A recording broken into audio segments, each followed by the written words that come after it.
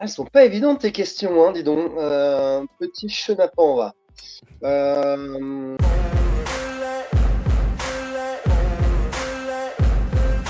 Tu vas devoir pitcher ton livre à ton reflet dans le miroir. C'est-à-dire, le jour où tu te lèves le matin, tu passes devant toi-même et tu dis comment je me raconterais mon ok. propre livre. Et allez, c'est parti pour le réseau d'Elaüs. Ouh, alors, c'est l'histoire d'un détective qui s'appelle Bonne Allure. Et puis, Bonne Allure, bah, il enquête sur un crime qui est commis sur un dramaturge anglais qui s'appelle Charles Latimore, en Angleterre donc. Et donc, la particularité de ce crime, c'est qu'il semble impossible, c'est-à-dire commis dans une pièce complètement fermée. Et il y a un aspect un petit peu ludique, c'est-à-dire que le lecteur, en même temps que l'enquêteur, va être pris, alors en tout cas c'est ce que je veux, va être pris dans l'enquête, excusez-moi, il est 7 heures, va être pris dans l'enquête, et puis à la suite de ça, il va vivre, il va y avoir un récit un petit peu qui va s'emballer avec des courses-poursuites dans les bas-fonds de Londres, à cheval, etc. Et puis l'enquête va amener notre détective, donc qui s'appelle Stanislas André Bonallure, en France. Bon couche. En France, à Paris et également sur une île. Et donc voilà, c'est un périple assez entre Indiana Jones et Gaston Leroux, Agatha Christie. Alors je vous cite les plus connus, mais moi ceux en fait qui m'ont inspiré, c'est plutôt John Dixon Kerr, Stanislas André Stiman, etc. Et voilà. Mais franchement, c'est vachement bien. Hein. C'est un bon livre. C'est moi qui le dis. Hein. Ouais, salut. C'est un détective qui est autant un homme d'action qu'un homme de réflexion. C'est-à-dire que quand vous créez un personnage, il faut un peu se démarquer, se détacher de ce qui est déjà existant. C'est-à-dire que je ne voulais pas en faire un Hercule Poirot, je ne voulais pas en faire Indiana Jones, et finalement j'en ai fait un peu un mix des deux. Et un personnage un petit peu par certains côtés hautement détestable par sa misogynie, mais qui apparaît finalement sympathique par ses remarques un peu acerbes parfois, par un côté un peu original, on va dire. Et Woodrow the Bird, en fait, les deux ont une relation un peu à la Sherlock Holmes Watson, en tout cas dans le réseau des Dalus. C'est un petit peu comme un Black et Mortimer, si vous voulez, si je peux les qualifier, les caractériser, enfin, par rapport à ce qui se fait aujourd'hui. C'est un peu, et moi j'adore les Black et Mortimer, donc j'adore les Black et Mortimer, les Hercule Poirot, les Sherlock Holmes, les Indiana Jones. Donc vous voyez, c'est un peu une référence, la somme de tout ça. Donc voilà.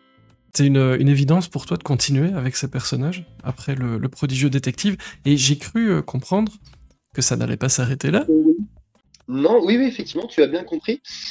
Oui, alors c'était une évidence, oui et non. Quand j'ai écrit le projet détective, j'avais pas spécialement l'intention d'en faire une série. Sauf que à la fin, j'ai apposé la mention les carnets de bonne allure. Parce que je me suis dit que ce personnage de bonne allure, je pouvais très bien le retrouver dans un autre roman. Et, euh, et j'ai eu pas mal d'idées à ce moment-là, dont l'idée du réseau des Dalus. Voilà. Donc, et pour rebondir sur le sondage, là, moi, à la base, je suis pas férocement pour le personnage récurrent, même si je l'emploie donc pour la série des Carnets de bonne allure, mais ce personnage récurrent, l'idée n'est pas forcément vraie pour la série des loups. Alors, je ne vais pas spoiler, hein, mais pour ceux qui les ont lus ou ceux qui les découvriront, je vais rien dire. Mais par contre, pour la série des Carnets de bonne allure, pour moi, c'est vraiment pour moi, c'est une bande dessinée en fait. Ce roman, c'est une bande dessinée. Comme le Produit détective pouvait être une bande dessinée, sauf que la bande dessinée, à mon avis, était beaucoup moins adaptable pour le Produit détective, de par les ressorts dramatiques, on va dire. Mais par contre, celui-ci, je parlais de Black et Mortimer, c'est pas innocent pour moi, c'est une aventure en BD. Comme un Indiana Jones en BD, comme il y a eu d'ailleurs hein, les Hercule Poirot, Indiana Jones, ils sont en BD, et il y a les Black et Mortimer. Pour moi, c'est ça, de par ce qui se passe dans le roman, le côté action, mais le côté aussi réflexion, ça se prêterait d'ailleurs très très bien à une adaptation BD, selon moi. Et puis ciné aussi, hein, avis aux réalisateurs. Dans le cas du réseau des Dalus, c'est clairement Moi, c'est les Hitchcock, les Hitchcock, mais période même anglaise, noir et blanc, des années 30, 40, c'est les Hitchcock d'après, années 50, etc. C'est le Londres fantasmé, c'est mon Londres en tout cas fantasmé, des Hitchcock que j'ai pu voir, des romans de John Dixon Kerr que j'ai pu lire, etc. Enfin, évidemment, j'ai pas vécu cette époque-là. Donc, mais j'ai essayé de lui insuffler un côté, alors un peu trépidant, même si c'est beaucoup plus, c'est du polar feutré, hein, il n'y a pas de débordement sanglant, c'est beaucoup plus posé qu'un thriller. Le rôle n'est pas le même. Mais j'ai essayé d'insuffler un côté un peu bande dessinée, par la caractérisation des personnages et par le Londres, hein, notamment, parce que je parle majoritairement, enfin, plus de Londres que de Paris, en tout cas dans le roman, même si on est à Paris également. Mais je voulais retrouver un espèce de décorum années 50. Alors, ça passe par le phrasé des personnages, mais ça passe aussi par les descriptions.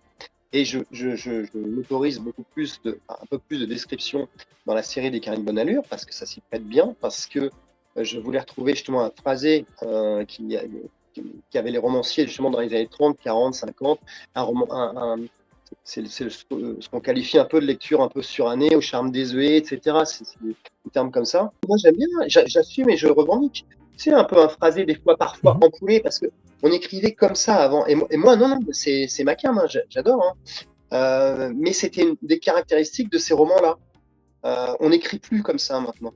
Alors, c'est pas un regret, hein, mais moi, j'aimais autant écrire du thriller que du roman, que du polar un peu plus feutré, à l'ancienne, on va dire. Alors toi, tu qualifies un petit peu ça d'ovni, peut-être par rapport effectivement au fait qu'on n'écrit plus de cette manière-là, mais moi, c'est vraiment profondément mon ADN. Tu vois, les romans, les intégrales du masque, les jaunes, là, les pavés jaunes qui se consacraient, il y avait plusieurs tomes, Christie, il y en avait plein, etc. Enfin, il y a plein de... Il y a John Dixon Kerr, j'en parlais, Stanislas Westiman, il y a SS Van Dyne, on n'est pas non plus. Il y a Clayton Rawson. C'est des vieux auteurs, mais plus connus du tout. Moi, j'adore, quoi. Et c'est ce style-là, un peu d'écriture. Mhm. Et moi, c'est ma came. Je pense que quelque part, même si je me l'avoue pas, j'aurais aimé vivre dans les années 50. Des fois, je me sens pas à ma place, quoi.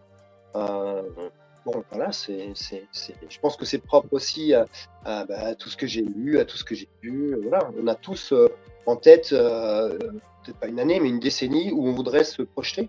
Je suis un peu contre les twists à répétition. Pour moi, moi personnellement, en tout cas, ça me perd. Et pour moi, c'est un manque de crédibilité. C'est-à-dire que j'y crois plus à un moment donné à l'histoire. Quand on multiplie les histoires, les twists, pardon, les rebondissements à la fin, etc.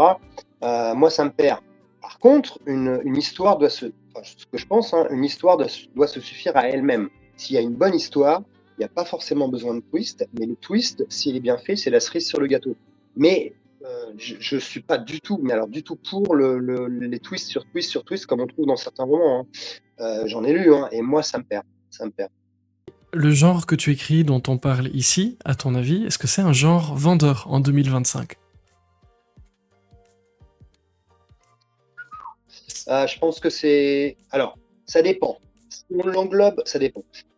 Pour moi, le polar humoristique, donc j'en fais, hein, mais c'est une niche. Le polar historique, c'était une niche. Alors, ça dépend si on veut l'englober dans le polar historique. Hein, voilà, c'est dans le sens large. Dès qu'on sort du contemporain, finalement, on devient historique, hein, même si ça se passe dans les années 80. Mais bref, c'est peut-être moins une niche que ça l'a été. Parce qu'il y a notamment Éric Foissier qui a eu beaucoup de succès qui a beaucoup de succès avec sa série. Il y a Jean-Luc Bizien là, qui est revenu au premier plan, enfin, qui a remis au premier plan ses romans. Il a toujours été au premier plan, mais il a remis ses romans au premier plan. Les enquêtes de l'aliéniste. Voilà, donc je pense que ça a été une niche à un moment donné. Je pense qu'il y a quand même 80% des lecteurs de polar qui lisent finalement du thriller, mais finalement les 20%, bon, bah, ça doit être dilué dans le polar historique, le polar humoristique, voilà. Mais je pense que ça revient finalement. De la même manière qu'au cinéma, on est en train de revoir et sont en train de se faire pas mal de films autour du whodunit, hein, comme tu dis, comme on dit, qui l'a fait, donc qui a tué. Il y a eu plein de choses. Il y a eu les films avec Daniel Craig à couteau tiré. Il y a même eu sous forme de comédie parodie Murder Mystery avec Adam Sandler, Jennifer Aniston. Enfin, il y en a plein qui arrivent.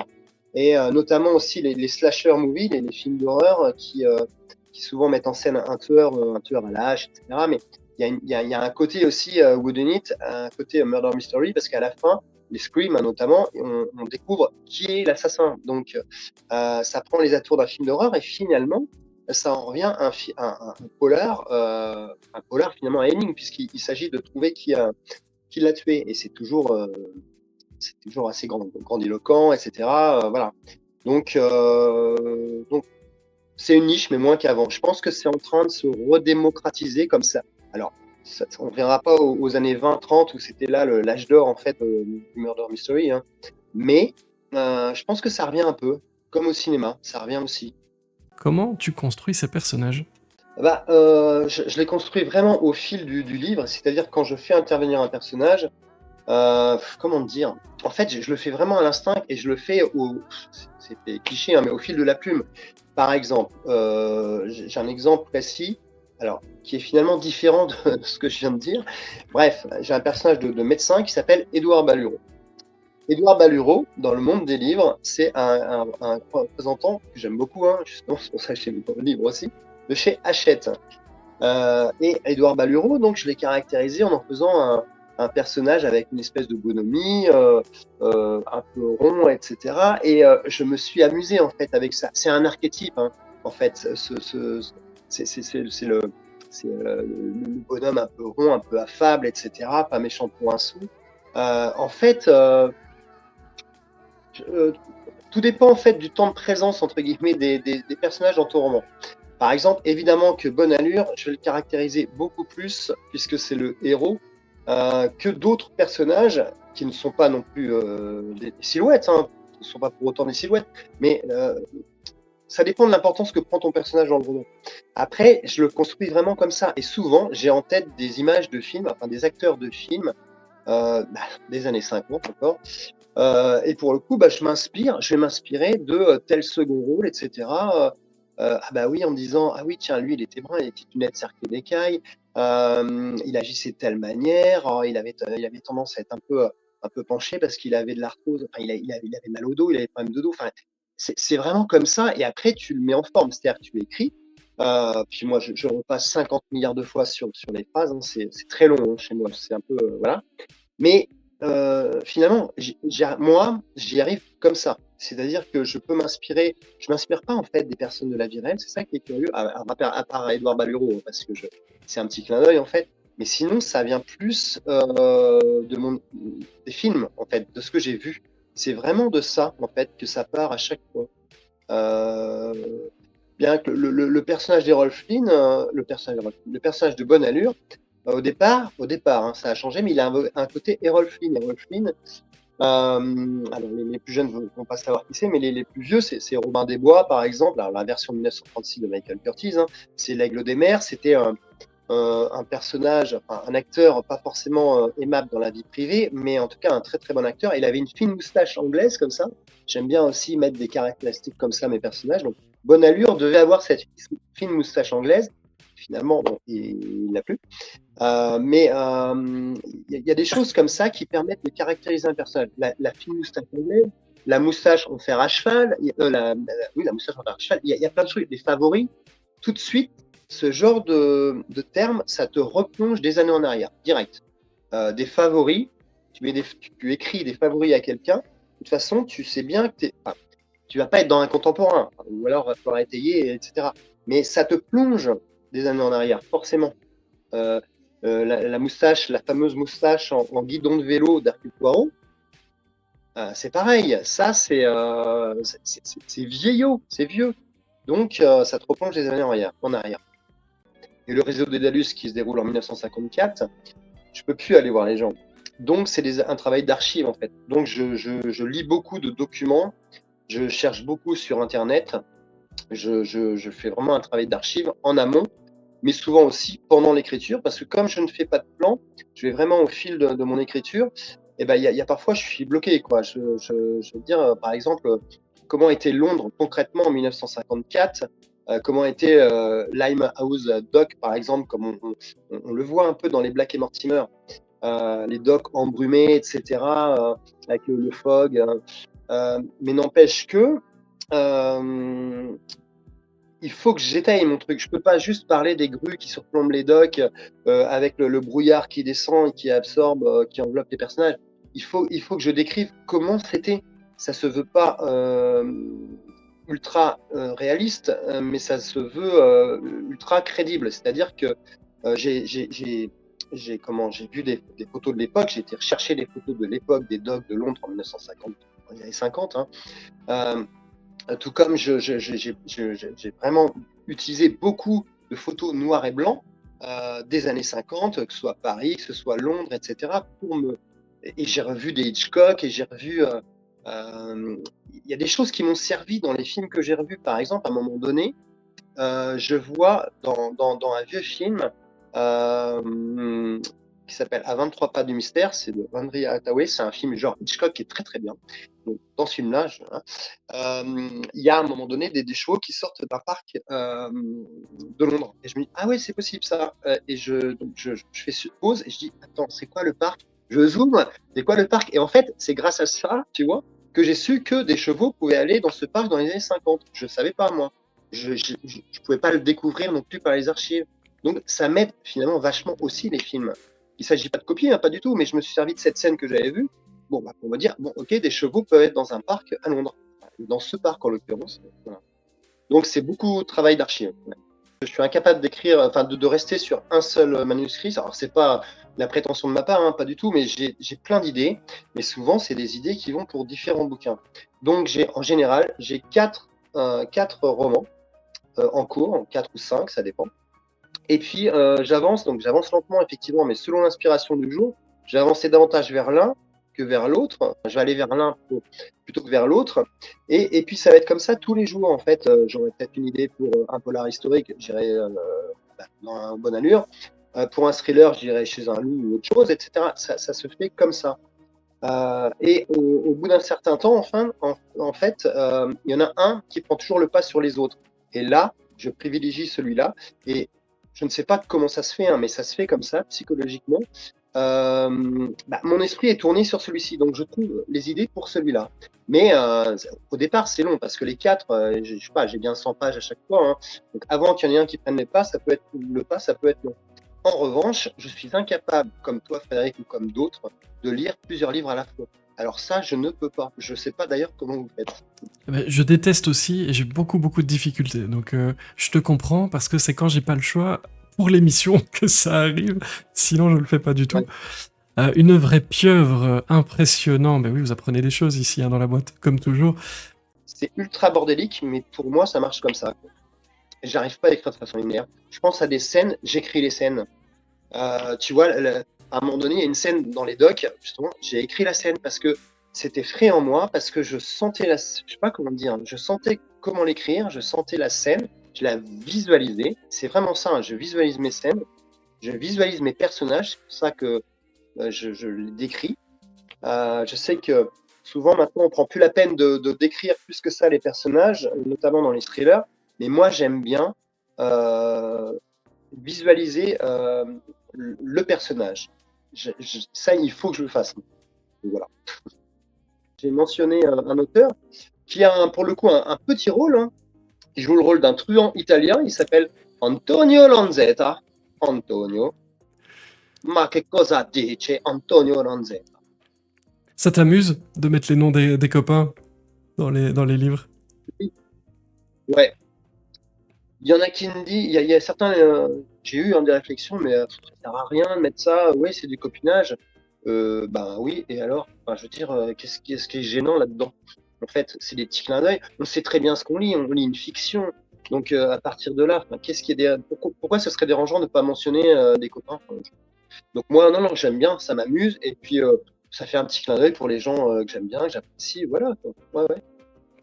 Ok, alors non, je voudrais essayer de mettre en avant des auteurs et des autrices qui ne sont pas forcément connus, qui sont des fois reconnus, mais finalement peu lus.